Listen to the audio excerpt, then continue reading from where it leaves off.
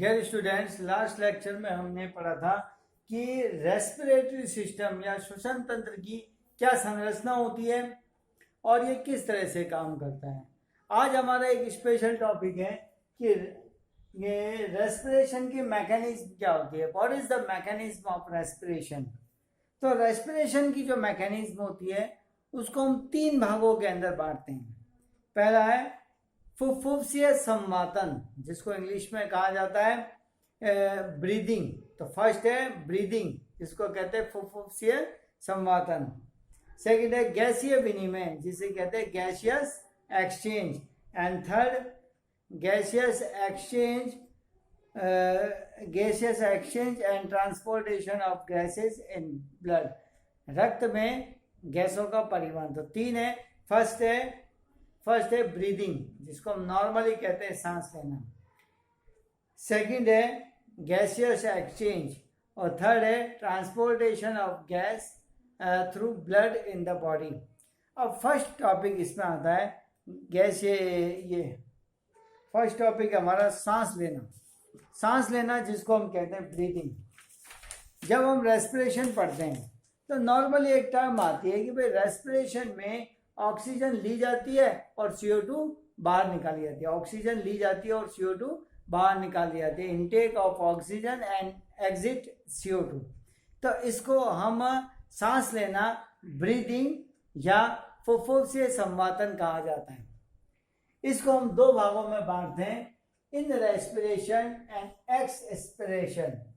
In respiration, इसमें वायुमंडलीय या एटमॉस्फेरिक ऑक्सीजन को लंग्स के अंदर दिया जाता है और एक्स रेस्पिरेशन, इसमें जो CO2 होती है उसको बाहर निकाल दिया जाता है। तो ये कैसे काम करती है। तो इसके अंदर दो प्रोसेस है, इन रेस्पिरेशन और ex respiration. In respiration means निशोषण और एक्स रेस्पिरेशन मीन्स उच्च शोषण। फर्स्ट टॉपिक है इन रेस्पिरेशन। ये हमारी एक थोरेसिक कैविटी, यहाँ जो है वक्ष गुहा पाई जाती है। इसमें रिब्स पाई जाती है, पसलियां पाई जाती है और पसलियों में दो मसल्स होती है। एक बाहर की तरफ दिखाई दे रही है, यह एक्सटर्नल इंटरकॉस्टल मसल्स, बाह्य इंटरकॉस्टल मसल्स। अंदर की ओर दिखाई दे रही है जो नीचे से आ रही है, यह इंटरनल एक्सटरकॉस्टल मसल्स। यहाँ पे डायफ्राम होता है जो इस जगह पे पाया जाता है। ये डायफ्राम है और डायफ्राम में दो प्रोसेस हैं। एक तो यहाँ देखो डायग्राम छोटा दिखाई दे रहा है। फर्स्ट ये होता है एक्स रेस्पिरेशन और ये 2 नंबर का है इन रेस्पिरेशन। देखिए, जब थोरेसिक कैविटी के वॉल्यूम में या आयतन में वृद्धि होती है तो प्रेशर जो होता है इस तरह से कम होता चला जाता है, जिससे लंग्स फूलते हैं और ऑक्सीजन उसमें आ जाती है। लेकिन जब एक्स रेस्पिरेशन होता है तो इसमें थोरेसिक कैविटी के वॉल्यूम में कमी आती है, जिससे लंग्स पर प्रेशर पड़ता है और इस प्रेशर के कारण जो लंग्स में भरी हुई CO2 होती है वह बाहर निकल जाती है। इन दोनों ही प्रोसेस को हम देखेंगे। ये वाली जो स्ट्रक्चर होती है नीचे, ये स्टर्नम कहलाती है। ये स्टर्नम जस्ट यहाँ से लगती हुई पाई जाती है, ये स्टर्नम कहलाती है। ठीक है, अब इन सबको जोड़ते हुए मैं इसको एक्सप्लेन कर रहा हूँ। फर्स्ट है इन रेस्पिरेशन। एटमॉस्फेरिक ऑक्सीजन को लंग्स के अंदर लेना इन रेस्पिरेशन कहलाता है। ये थोरेसिक कैविटी के वॉल्यूम पर डिपेंड करती है। सबसे पहले आउटर इंटरकॉस्टल मसल्स में कॉन्ट्रिक्शन होता है, तो ये ऐसे मूवमेंट करते हैं। ये यू मूवमेंट, जैसे कैंची होती है ना, कैंची की तरह से मूवमेंट करती है। जैसे आउटर इंटरकॉस्टल मसल्स में जो कॉन्ट्रिक्शन या संकुचन होगा, वैसे ही जो डायफ्राम है, डायफ्राम की जो रेडियल मसल्स होती है उसके अंदर रिलैक्सेशन होता है। तो डायफ्राम में रिलैक्सेशन और एक्सटर्नल इंटरकॉस्टल मसल्स में कॉन्ट्रिक्शन या संकुचन होता है, जिससे थोरेसिक कैविटी मूव करती हुई थोड़ी नीचे की ओर आ जाती है।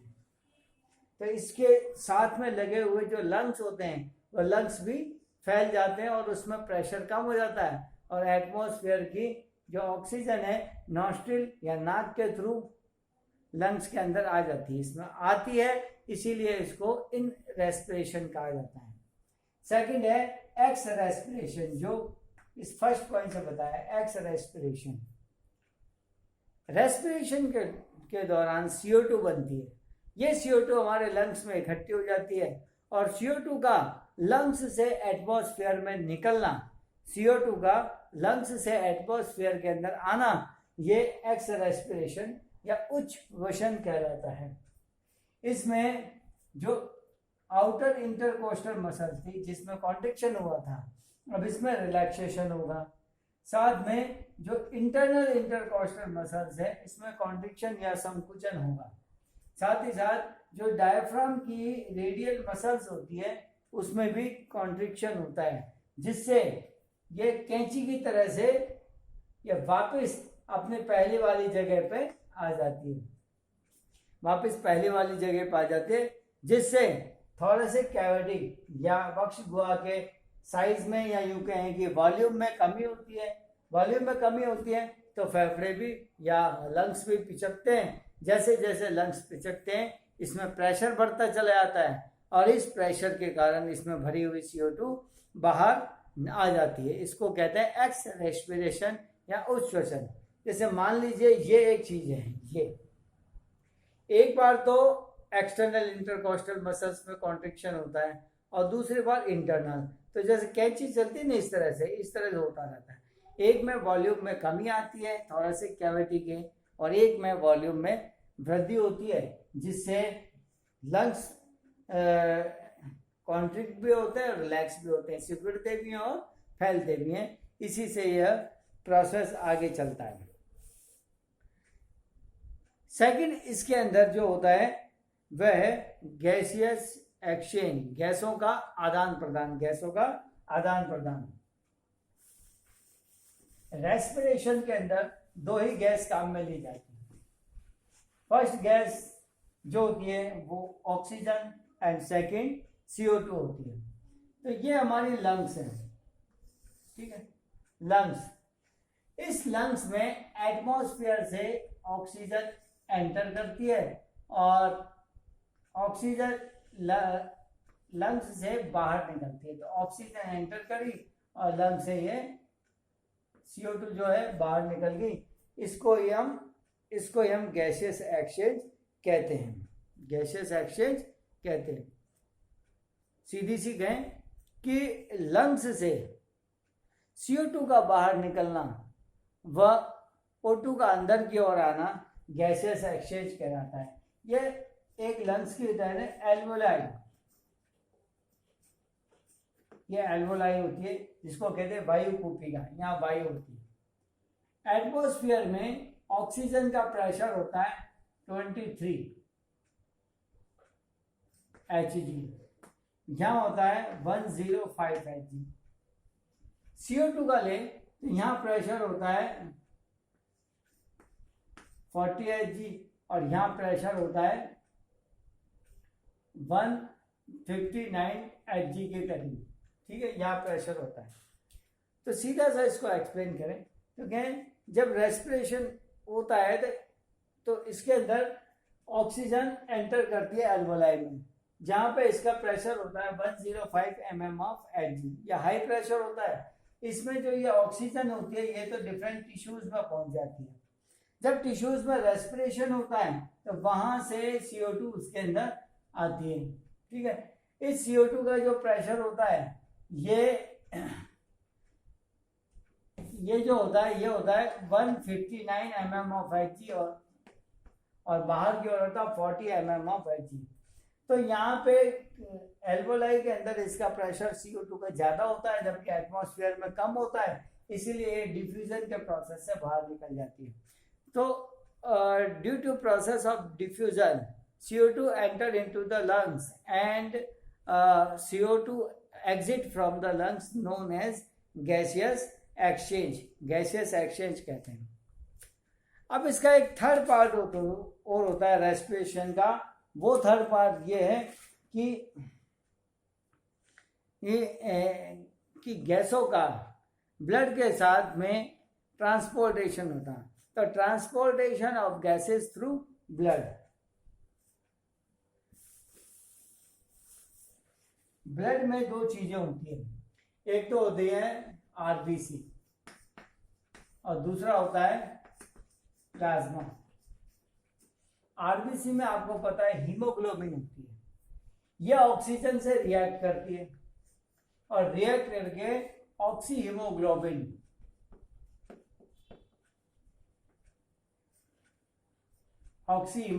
का फॉर्मेशन करती है। इस ऑक्सी हीमोग्लोबिन के रूप में ऑक्सीजन जो होती है हमारे ब्लड से डिफरेंट टिश्यूज में सप्लाई हो जाती है। टिश्यूज में रेस्पिरेशन होता है जिससे CO2 बनती है। ये CO2 हीमोग्लोबिन से रिएक्ट करती है और कार्ब एमिनो हीमोग्लोबिन का निर्माण करती है।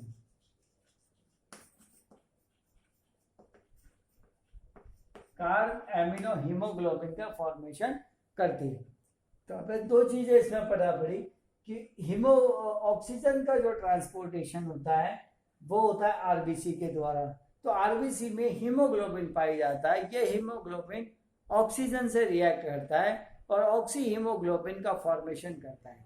इस ऑक्सी हीमोग्लोबिन के रूप में जो ऑक्सीजन होती है, यह ऑक्सीजन ब्लड के थ्रू पूरी बॉडी के अंदर सप्लाई की जाती है। जो रेस्पिरेशन के दौरान CO2 बनती है, यह CO2 प्लाज्मा के अंदर या प्लाज्मा द्वारा ट्रांसपोर्ट होती है। ये कार्ब एमिनो हीमोग्लोबिन कंपाउंड का फॉर्मेशन करती है। कार्ब एमिनो हीमोग्लोबिन कंपाउंड का फॉर्मेशन करती है और इसके थ्रू ये एल्वोलाई तक आती है, यानी वायु कूपिकाओं तक आती है, जहां से इसको बाहर निकाल दिया जाता है। तो O2 और CO2 का एक्सचेंज एटमॉस्फेयर से एल्वोलाई के द्वारा होता है और ट्रांसपोर्टेशन जो होता है ब्लड के द्वारा डिफरेंट टाइप में होता है। हीमोग्लोबिन जो आरबीसी में पाया जाता है और जो ऑक्सीजन से रिएक्ट करता है, तो ऑक्सी हीमोग्लोबिन के रूप में तो ऑक्सीजन का ट्रांसपोर्टेशन होता है और कार्ब एमिनो हीमोग्लोबिन के रूप में इसका CO2 का ट्रांसपोर्टेशन होता है प्लाज्मा के थ्रू। अब बात होती है आर्टिफिशियल रेस्पिरेशन, जिसको हम कहते हैं कृत्रिम श्वसन। आर्टिफिशियल रेस्पिरेशन या कृत्रिम श्वसन, जैसा कि आप जानते हैं जब कोई दुर्घटना हो जाती है, जैसे कोई पानी में डूबा हुआ है, तो जैसे पानी से बाहर निकाल दें तो उसमें सांस प्रॉपर तरीके से नहीं आती, तो उन्हें आर्टिफिशियल रेस्पिरेशन या कृत्रिम श्वसन की आवश्यकता होती है। इसमें क्या कहते हैं कि जो भी पेशेंट होता है, रोगी होता है, उसको पहले सीधा लिटा देते हैं। सीधा लिटाने के बाद में उसकी जो चेस्ट या छाती के जो कपड़े होते हैं उसको ढीला कर देते हैं, ऊपर से ढीले कर देते हैं। ढीला करने के बाद में उसके एक हाथ तो अपना माथे पे लगाते हैं और दूसरा हाथ उसके गर्दन पर लगाते हैं और इस तरह से कर देते हैं, जिससे मुंह उसका क्या हो जाता है, ओपन हो जाता है। अब उसकी नाक को बंद कर देते हैं। बंद करने के बाद दूसरा व्यक्ति अपने तेजी से सांस अपने अंदर भरता है। सांस लेता नहीं है, ओनली यूं भरता है, एटमॉस्फेयर से अंदर लेता है। अंदर लेने के बाद में नॉस्ट्रिल जो उसको बंद किए हुए उसके मुंह को खोलता है और उसके अंदर फूंक देता है। फूंकने से ऑक्सीजन जो होती है वो उसके लंग्स में पहुंचती है और धीरे धीरे करके लंग्स एक्टिवेट होने लगते हैं। ये लगभग 10 से 12 बार करी जाती है 1 मिनट में और लंग्स इसमें एक्टिव हो जाते हैं और धीरे धीरे करके वह रेस्पिरेशन लेने के लायक हो जाता है। तो ये जो होता है ये आर्टिफिशियल रेस्पिरेशन होता है। अब होते हैं डिजीज, रेस्पिरेशन से रिलेटेड डिजीज। पहला अस्थमा आपने पढ़ा है कि बहुत से लोग होते हैं जिसे एस्थमेटिक डिजीज होती है। Asthma, what is asthma? Asthma जो होता है एक एलर्जिक डिजीज होती है।